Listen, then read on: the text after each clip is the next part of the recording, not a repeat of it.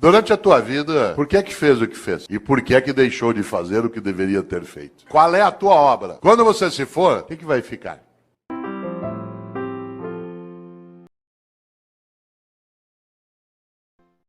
Talvez algumas pessoas não saibam, mas até o século I a.C., até o século I a.C., no mundo romano, o ano se iniciava em 1º de março. O ano se iniciava em 1º de março. O primeiro dia do ano era 1º de março. E o último era 28 de fevereiro. Foi Júlio César que alterou o calendário e colocou janeiro e fevereiro no início do ano. Pouco a pouco o mundo foi adotando o dia 1º de janeiro como o primeiro dia do ano. O único país do mundo em que o ano continua começando em março é o Brasil, né, que é um país clássico, né, um país clássico que não aceita essas modernidades de Júlio César. E para nós, março ainda não começou, né? Olha que coisa interessante. No entanto, no passado se usava o último dia do ano, que no caso era 28 de fevereiro, para pensar sobre a vida. Os antigos, no mês de fevereiro, usavam o final do ano para pensarem sobre o que tinham feito e o que deveriam fazer. Nós passamos a fazer isso com dezembro. Quando se aproxima 31 de dezembro, alguns e algumas têm o hábito de pensar naquilo que fizeram. Isso é típico de algumas religiões, entre elas o judaísmo, o islamismo e o cristianismo, que tem uma ideia muito forte na vida. Tenha você ou eu religião ou não, há uma questão séria nessas religiões. Elas têm uma coisa chamada juízo final. O que me assusta na ideia de juízo final não é o fato de ser final, mas o fato de ser juízo. Porque na crença dessas religiões, insisto, acredite você ou não, essa é uma questão tua privada, há algo decisivo. Elas acreditam que ao final da tua existência, a divindade vai te chamar no canto e falar, vem aqui para um particular. Seguinte, durante a tua vida, por que fez o que fez? E por que não fez o que não fez? Aliás, por que fez o que fez do modo como fez? E por que deixou de fazer o que deveria ter feito? Essa é uma pergunta séria. Os cristãos construíram, a partir da influência judaica, uma percepção. E essa percepção ela se consignou na ideia também de juízo final no último livro da Bíblia dos cristãos, que é aquele que fala do fim, que é o livro da Revelação ou o livro do Apocalipse. E se você observa, lá no livro do Apocalipse, no capítulo 3, versículo 15 e 16, os cristãos escreveram: Deus vomitará os mornos. Deus vomitará os mornos. Aliás, a frase completa é: porque tu não és quente nem frio, hei de vomitar-te. Olha que frase forte. Conhece gente morna? Gente que não é quente nem fria, gente que é mais ou menos, que é quente ou frio não, que não cheira nem fede. Sabe gente morna? Morna no trabalho, morna na comunidade, morna na prefeitura, morna na câmara, morna na escola. Morna, não é quente nem fria, gente que não tem compromisso. Mais ou menos compromissado, mais ou menos competente, mais ou menos servidor, mais ou menos religioso, mais ou menos político, mais ou menos. Deus vomitará os mornos. Sabe aquela pessoa que é morna? Morna no casamento. E aí, como é que está o casamento? Tá ruim com ele, pior sem ele. Morna na comunidade. E aí, como é que está o debate em Campinas sobre a política? Vamos levando, né? E aí, lá na prefeitura, vamos ver o que dá, né? E a escola, como é que tá? Não sei, vamos ver. Falta pouco para eu aposentar. Deus vomitará os mornos. Gente que é morna na amizade. Você vai apertar a mão dela, com licença, ela dá só a pontinha do dedo. Você aperta aquela minhoca desmilinguida. Você vai abraçar, a pessoa abraça meio de lado, meio parece que tem nojo. Sabe gente que economiza afeto? Pessoas que esquecem que afeto e conhecimento é uma coisa que se você guardar, você perde. Gente que é morna na cidade, morna no casamento, morna no serviço público. Morna, não é quente nem fria. É morna na religião. Conheço gente, por exemplo, que vai a um culto ou a uma missa. Um dos meus sobrinhos é pastor presbiteriano aqui em Campinas. E às vezes a gente brinca, né, sobre isso, curiosamente. Porque tem gente que vai a um culto ou a uma missa e escolhe o horário da missa, por exemplo, pelo tamanho rápido que ela tem. Você vai à missa das 10, naquela igreja que o padre faz uma missa rapidinho. Então vai para quê? Ou você acha que teu Deus é tonto? Você chama ele de todo poderoso e ele não sabe que você escolheu uma missa curta.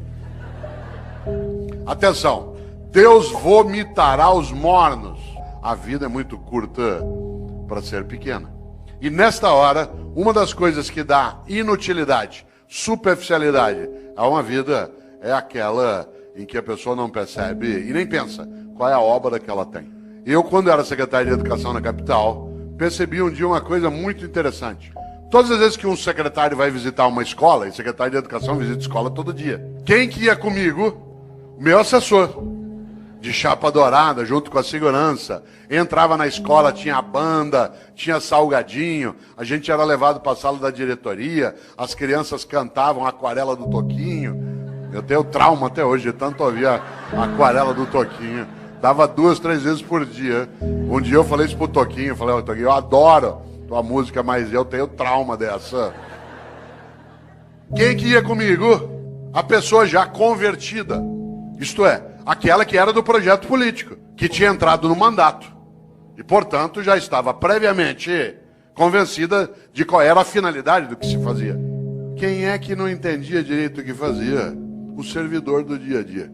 No andar que eu era secretário, lá no fundo tinha uma cozinha, onde ficava a Dona Maria, sim, uma pessoa real, que fazia café o dia inteiro para servir no gabinete do secretário. A gente vai recebendo pessoas e tomando café. No mesmo andar, lá no fundo, ficava um rapaz que tirava cópia xerográfica. No andar de baixo ficava a contabilidade, onde se fazia a nota de empenho. Sabe o que a Dona Maria achava que ela fazia na Secretaria de Educação? Café. Sabe o que o rapaz que tirava cópia xerográfica achava que fazia na Secretaria de Educação? Tirava cópia xerográfica. A moça que fazia nota de empenho achava que o trabalho dela era fazer nota de empenho. O que ela não tinha visão da obra. E por isso eles estavam na rotina do dia a dia. Não havia um entusiasmo. Um dia eu decidi mudar essa lógica. E decidi que em vez de ir comigo visitar a escola, com banda, com merenda, com criança, com tudo, em vez de ir quem já estava convertido, era melhor levar pessoas do dia a dia da secretaria. A primeira que foi comigo foi Dona Maria, com uma novidade. Primeiro, andar no carro do secretário. Segundo, no banco de trás. Terceiro, joelho com joelho. E ao chegar na escola comigo, chegar lá na escola, em vez dela ir fazer o café e servir, ela ia ser servida. E ela entrava e via a banda, e via as crianças, e via a reforma da escola. Vocês não fazem ideia. Quando a Dona Maria voltou, a partir dali era outra Dona Maria. De repente ela entendeu uma coisa, que o que ela fazia na Secretaria de Educação não era café, era educação. E aquilo que ela fazia, que o jeito dela de fazer educação era fazer café, virava escola, criança, cidadão atendido. No dia seguinte ela viu o rapaz do Xerox que passava o dia inteiro naquela máquina fazendo aquele gesto. Ele ficou boquiaberto, porque ele não fazia ideia que o que ele fazia não era tirar cópia, o que ele fazia era educação escolar. E o jeito dele fazer educação escolar era nos ajudar, tirando cópias. Vocês precisam ver a moça, que fazia nota de empenho. Ela imaginava que a tarefa dela era passar o dia ali fazendo nota de empenho. Quando ela viu que as notas de empenho viravam reforma, criança, comunidade, criança brincando, estudando, ela ficou boquiaberta. O que ela não tinha entendido? O propósito. O propósito. Isto é, qual era a obra dela? A obra não era fazer nota de empenho, era construir educação escolar numa comunidade. Usar os recursos de maneira adequada para elevar a vida. A partir dali, tanto faz quem era o governo. Por isso, vida com propósito. Algo que é muito perigoso, que é gente morna. Porque essa gente morna, ela, de maneira geral, ela acha que o que ela faz é só aquilo como um emprego. Isso é comum. Isso é comum, inclusive, a pessoas que no dia a dia, você sabe, eles argumentam que ele vai ser mais ou menos, também pelo salário que me pagam. Você já imaginou esse princípio aplicado ao corpo de bombeiros? Tua casa está pegando fogo, já apagaram a sala, a cozinha. De repente você olha, o bombeiro está enrolando as mangueiras, guardando. Fala, onde você vai? Ué, 5 horas, é o meu horário. Então, mas tá pegando fogo lá. Não, mas é o meu horário, me paga até essa hora. Já imaginou um cirurgião no hospital fazendo uma sutura de apêndice? Tem que dar 20 pontos na sutura, ali no teu ponto de Mark Burns, para poder fechar direitinho, porque não tem equipamento para fazer laparoscopia. O que ele faz? No 8º ponto, fala, vou parar aqui mesmo, pelo que me pagam. 8 pontos tá bom já. Você já imaginou?